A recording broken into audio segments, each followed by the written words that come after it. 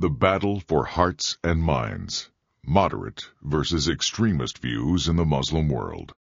Vocal extremists spreading religious rhetoric have led many in the West to believe that the Islamic faith itself is a root cause of terrorism. Gallup data intended to gauge the prevalence of an extremist mindset among Muslims disproves the notion that terrorism enjoys widespread support. Not only are those who sympathize with terrorist acts a relatively small minority, but the most frequently cited aspect of the Muslim world that Muslims themselves say they admire least is narrow-minded fanaticism and violent extremism. In order to investigate characteristics that distinguish Muslim world residents who are potentially prone to extremist views, we divided respondents for the region into two groups: political radicals and moderates.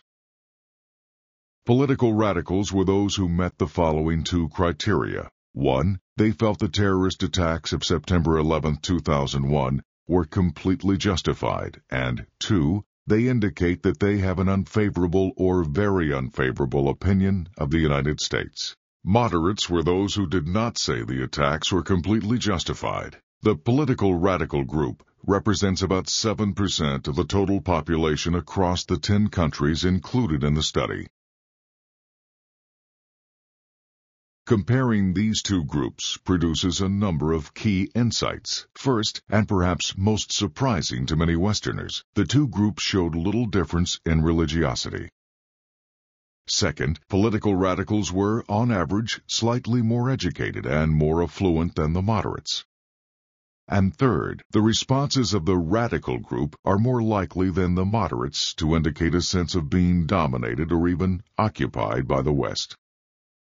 Overall, residents of the Muslim countries studied tended to mistrust the intentions of the United States toward their region, but the radical group was somewhat more likely to do so than the moderate masses.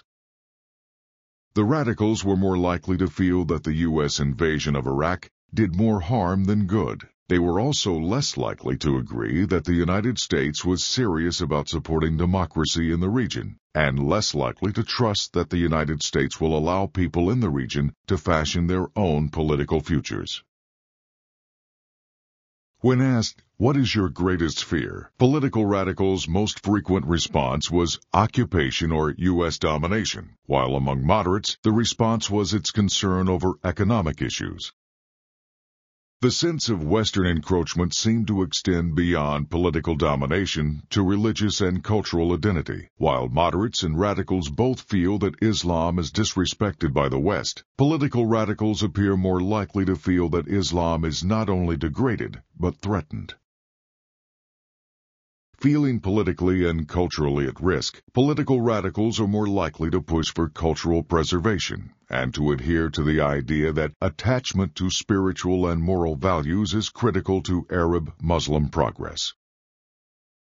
However, it is important to note that political radicals were also more likely than moderates to say moving toward great democracy will help Arab-Muslim societies progress. This sentiment may again confirm their heightened desire for political self-determination. At the least, it indicates that radicals are not predisposed to fell democratic principles that contradict Islamic values. Generally, the radical group is characterized by a sense of political frustration and the feeling that Muslims are both humiliated and threatened by the West. The result is a greater sense of urgency to protect their cultural identity, and thus the justification of extremist means, as well as a great deal of willingness to make extreme sacrifices for a cause they believe in. The responses of political radicals, however, reflect less optimism than those of moderates that improved relations between the Western world and the Muslim world are on the horizon. Radicals are less likely to feel that better relations with the Muslim world are a concern of the West. They are also more doubtful that a time of better understanding between the two cultures will ever come, signaling a lack of faith in diplomacy as a means for change.